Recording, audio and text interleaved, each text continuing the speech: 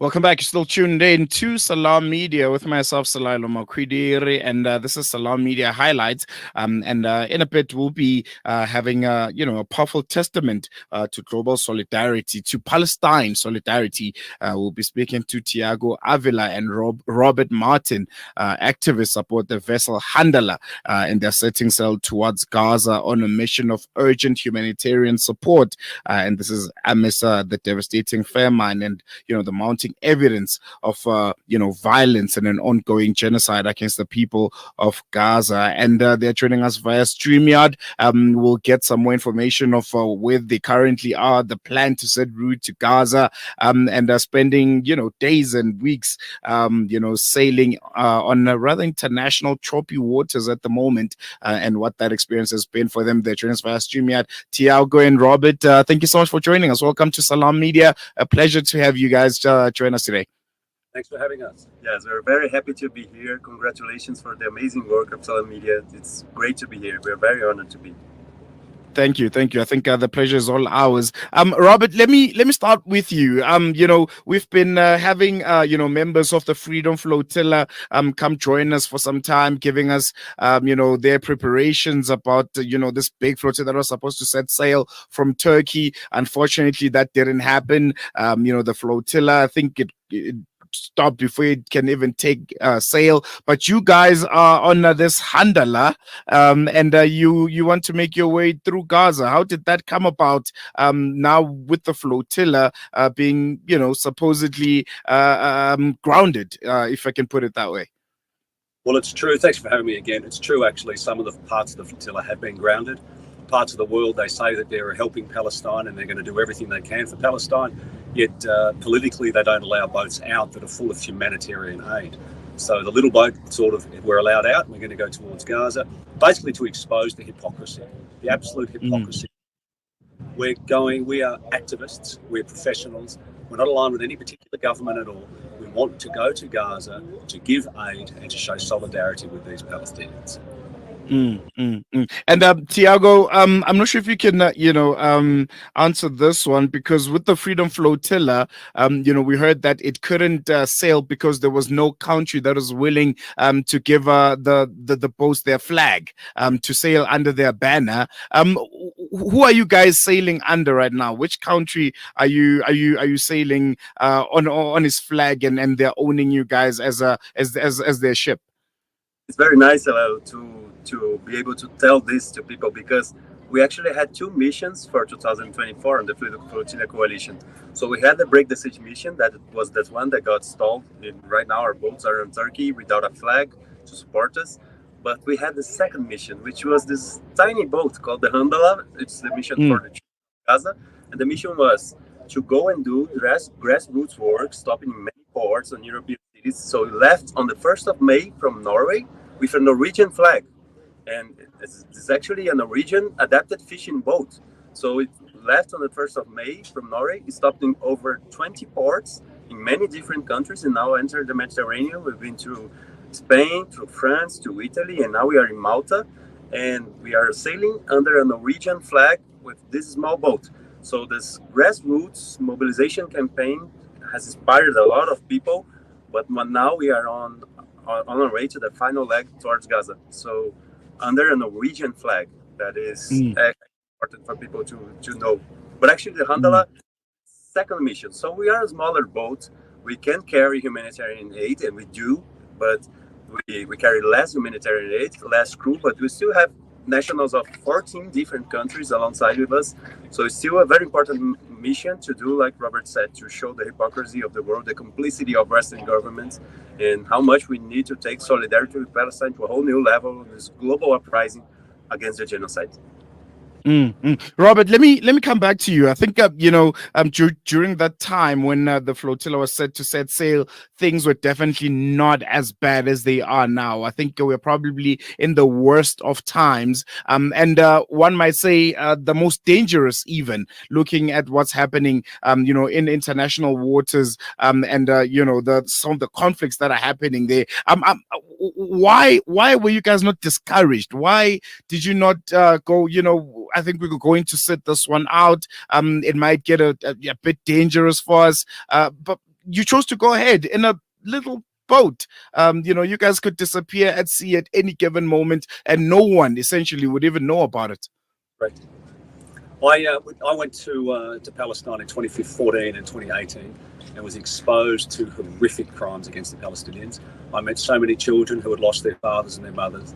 I met so many children that have been shot and arrested, and I have no option. I have to go. The Palestinians are going through much more than what we're going through. We have the luxury of having, we don't have to go, but we have to go and see them. We have to show that we have dedicated our lives to them. I have left 3 kids and a grandson at home, and I know that they'll be proud when this journey is finished. And I'm going to have a little bit of faith in humanity, but I don't trust Israel, and it is dangerous. Anything can actually happen. You're correct. And for you, Thiago, the inspiration, I mean, why so fearless? Why so passionate about the cause of the people of Palestine, that you'd be willing to undertake this, very, very dangerous voyage to Gaza? Celelo, when we study changes that happen throughout history, it has always been inspired by people that, although they had their fears and they had their things to lose, they kept on going. But I totally agree with what Robert said, that what we go through is nothing but a tiny fraction of the dangers that the Palestinian people go through every day, not only in Gaza, but also in the West Bank, the territory occupied in 1948, and even in the diaspora, because they are suffering so many repression from Western governments and so many things, so many bad things. So we don't suffer not even a fraction of the damage and of the danger that Palestinian goes through. And we don't need to have not even a fraction of the courage, because Palestinian people, they have this extraordinary strength that they keep on going, although so many difficulties. So we are inspired by the Palestinian people. We are at the service of the Palestinian people in solidarity with them. And they are the ones actually that are doing the most heroic thing, for not only for us, but for mankind in actually, because they're showing the world how the world really works, showing to everyone how society really works, what model of democracy that they've been lying to us until now, and now they cannot lie anymore. So doing us the favor, and we're doing this inspired by them and at service of the Palestinian people. We get strength from them every day. Every single day. No, definitely. Robert, let me come back to you. What would you consider a success, after this voyage? You mentioned that one, is to show this idiocracy by the countries worldwide. But what other goals and targets do you have set, that when it's all said and done, and you make your way back home, you can look back and say, this is what I set out to achieve, and I'm coming back, and I have indeed achieved it? Well, we're going to go as close to Gaza as we can. We're going to go towards Gaza. There are a couple of issues on the way through in international waters. There's potentially we could get stopped by international destroyers or international boats, and that would show complicity that other countries are in fact guarding the Israelis so they can do what they wish. Also, there's refueling tankers out there. If we come across one of those, we might try and do something there, because again, they're in complicity. We hear so much of these governments saying that, Palestine deserves its own state, or maybe we'll hold Israel to account one day, but yet they're out there feeding them the weapons, feeding them the fuel. And so a success is to go as far as we can, and to have many people watch us to make sure that we're okay, but also to make the hypocrisy is exposed, because you're on a little boat. There's not many eyeballs out there, so maybe we can be the eyeballs for people. And for you, Thiago, what goals and targets have you set for yourself, that you'd want to achieve and have as positive outcomes from this voyage? Yeah, what I actually believe, I totally agree with Robert, that anything that we do to put the spotlight on the legal siege that Gaza has been suffering, not only for 313 days, but for 17 years, and living under military occupation since 1967, and living through genocide and ethnic cleansing since 1947, 1948, 1949. So to put the spotlight on it, to have our bodies and our history of people from all walks of life coming here and helping, assisting as in solidarity with the Palestinian people, to put the spotlight on it, it's already a success. So, but we really know that right now all humanitarian corridors are closed because of the genocide. So we have on the north and on the east, we have settlers camping and doing electronic music parties to destroy humanitarian that tries to get into Gaza from the north and from the east. The Israelis destroyed the Rafah border in the south and do not allow aid to get in. So we had thousands of trucks rotting in the Sinai Peninsula in Egypt, and from Sinai Peninsula, from Rafah to Al Arish port to Ismailia and the Suez Canal. And we also have the blockade from the Mediterranean Sea. So right now, the people of Gaza are facing famine, and it's also very important that we manage to go towards that and to manage to, what we actually want is to create a people's humanitarian corridor. That's what governments are failing to do, and that's what we are willing to do right now. I think I just want to say as well that Israel has tried to stop reporters in Gaza. They kill them. Humanitarian aid from UK and Australia, they're killing them to try and stop people from exposing them. They're killing all the reporters throughout occupied West Bank. And we have to do something by the fact that they're trying to stop everyone from going. We're not going to stop. And I want to touch a bit on preparation. I think when we were interviewing some of the people that were going to be on the Freedom Flotilla, they spoke about this rigorous training. Should they encounter IDF, Marines and any kind of Israeli aggression. Do you guys still have that training in mind? Do you mind just elaborating on it a bit? Some of the preparations that you have on board to make sure that you guys are identified and there shouldn't be any casualties if there are those kind of encounters. You wanna talk? There you go. Okay. He speaks much better. No. Go ahead. So for every flotilla, we've been learning throughout the years that although we are a non-violent, peaceful demonstration, we face extreme violence from the oppressive side, from the Zionists and from the imperialist forces. Therefore, after 2010, when they killed 10 members of the flotilla, we have to start taking even more extreme measures for preparation to preserve the life of the people that are going on those missions. So we have a very comprehensive non-violence training for every participant. We have instructions, we have a comprehensive training before departure, and we have more training on the way, so that people will know what they face, and will know that although we may face extreme violence, we still have to do non-violent resistance. So the way that we actually get inspired by the independence of India or the fight for civil rights movements in the United States against the Jim Crow laws. So a lot of what Mahatma Gandhi did, a lot of what Rosa Parks and Martin Luther King, a lot of people did on civil disobedience and nonviolent resistance actually inspired the Freedom Flotilla. And we, of course, respect all tactics of people having the rights to fight for liberation. But this is a nonviolent mission. So we train people to use the oppressive force, the hatred that they have against them. So we always do nonviolent resistance on the flotillas, and we train people to do that even under extreme circumstances, so that people will know that if we are attacked, this not only was a war crime, but it was a war crime that people will be able to make sure that it was not provoked in any way. So because even under extreme circumstances, people will not.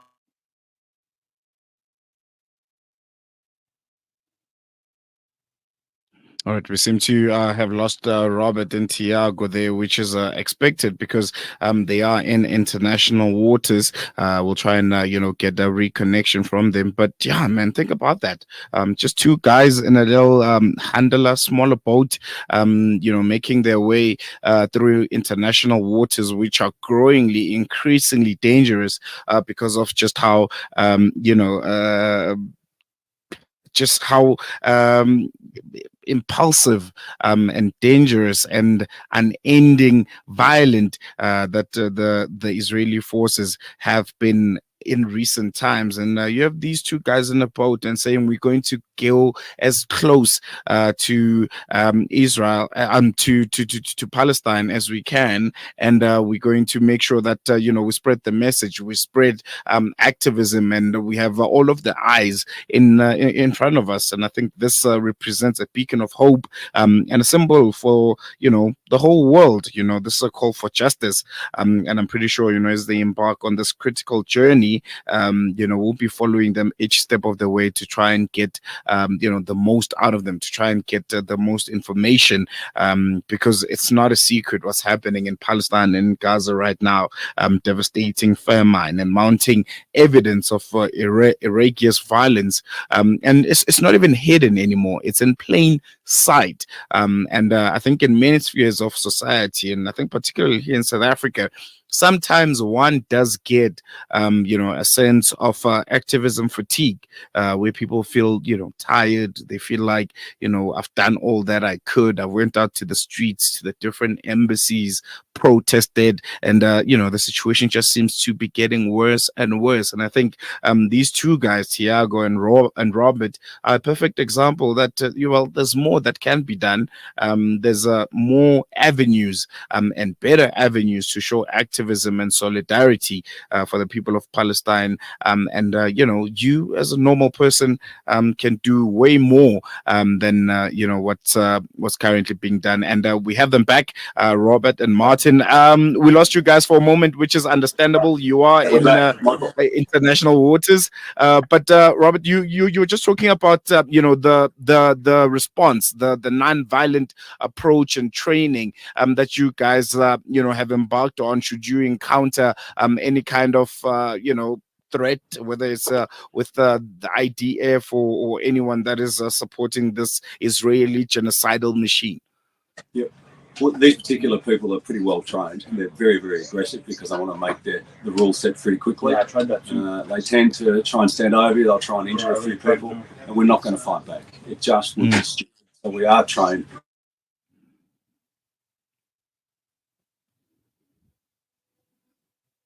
Having the opportunity to use a gun. Robert, I wanna stick with you a bit before I let you guys go. I was just mentioning it while I lost you guys for a moment there, that sometimes there seems to be a bit of activism fatigue, from people. People feel like, I've been on every protest since the 7th of October. I've went to every single embassy that we were told we should go and protest in. But it seems to be getting worse and worse. I'm at home. I feel helpless. I feel like there's nothing more that I can do. What message would you have to someone that's feeling this way? Someone that's feeling helpless, that's feeling like, their little, contributions in activism is not making any kind of difference? Well, all activism is worth it. Some are at the front of the camera, some are writing letters, organising rallies, organising marches, movie nights. So what they need to do.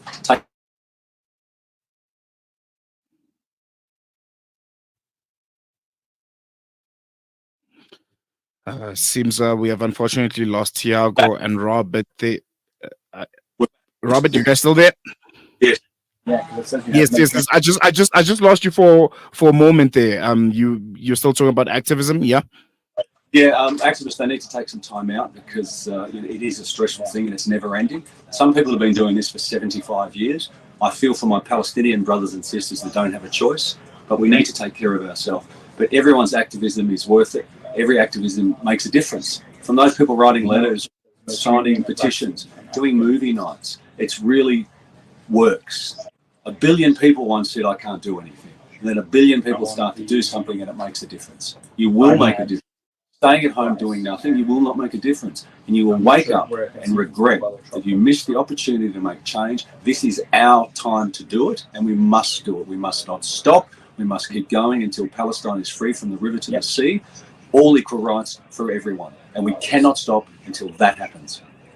And for you, Thiago, a message to the activists worldwide that are, seemingly also feeling a bit helpless, feel like they've done all that they could, and there seems to be no change. In fact, things are getting worse. Yes, actually, Salal, I really agree with what my brother Robert Martin said, because we're living a decisive moment, and every generation from now on will speak about this moment when we had a genocide on Palestine that did not start right now, but escalated right now, 313 days ago. And but we also have empires on decline. We also have a lot of change in the environment and climate emergency and so many things. So every generation we talk about this specific moment. It's very important for everyone to be able to say that we did our best. And I know it's tiring, it's overwhelming most of the time, but we actually need to intensify our efforts. We need to take care of each other. So take care of each other, organize yourself, do collective work, because it's very important to do like this. We are seeing a paradigm change. We're seeing things changing the way we will never be the same. We always say that the Palestinians gave us the lenses to see society as it really is, because the youth would never believe Zionism lies again, would never believe imperialism lies. So 21 years ago, they invaded Iraq, telling that they had mass destruction weapons. So weapons of mass destruction was a complete lie, and people believed because they could control information. They cannot do that anymore. So things really change. I'm really rely and I'm really confident about this generation of people that are doing so many things, because actually the flotilla is connected with people doing demonstrations on the street, people doing BDS work, boycott, divestment, and sanctions, people trying to break the media blockade and to break the boycott of big techs against information, people doing disruption of weapons factories, so many places, disrupting and blocking ships, blocking planes from taking weapons and the fuel they need for this horrific genocide.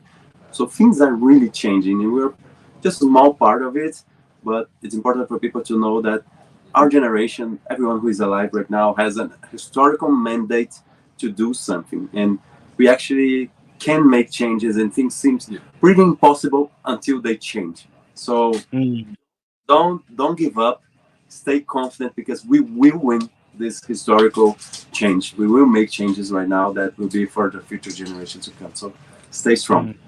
Can I just add? I just want to add that October 7, that Israel was seen for what it is. The world woke up on October 7.